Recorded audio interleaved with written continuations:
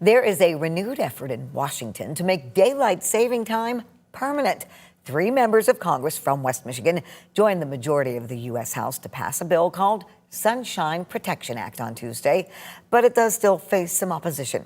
13 on your side's Peter Elliott is here now to explain. Peter. Juliet, the effect of this switch would vary dramatically based on where you live. For us in West Michigan, it would mean a later sunset in the winter, but a sunrise after 9 a.m. To break all of this down, we turn to an expert right here in-house. In news, there's never enough time, even when that's the story. So the bill passed the House Tuesday. It's called the Sunshine Protection Act. A piece for the evening news about daylight saving time? When you're working on deadline, there's only so much daylight. Thanks for that. Meteorologist Colton Woods also knows his facts on this topic. He joins us now. Woods. Turns out the fastest way to save time. Colton, can you help me? Walk 20 feet down the hall. Sir, yes, sir. 13 on your side meteorologist Colton Woods has seen all the talk about the clock. I guess it really depends on who you are as a person. The House of Representatives passing legislation this week to make daylight saving time permanent.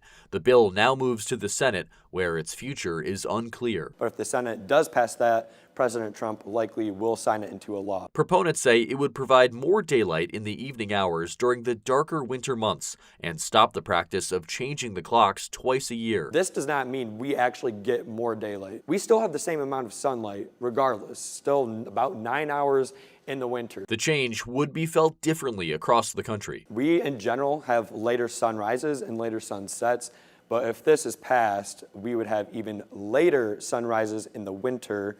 And I mean, just looking at these numbers, for Grand Rapids, for example, the latest sunrise would be 9:13 in the morning. For Muskegon, you're talking about 9:17. Detractors worry about the impact to the body's circadian rhythm and a dark commute for parents and kids. As I was a kid in Muskegon going to Fruitport High School, I would go to school in the dark a good chunk of the winter. This switch has been tried before in the midst of a fuel crisis in 1974. And it only lasted several months because they quickly found out that this isn't the best thing for us. The sun rises so late in the winter, maybe we shouldn't do it.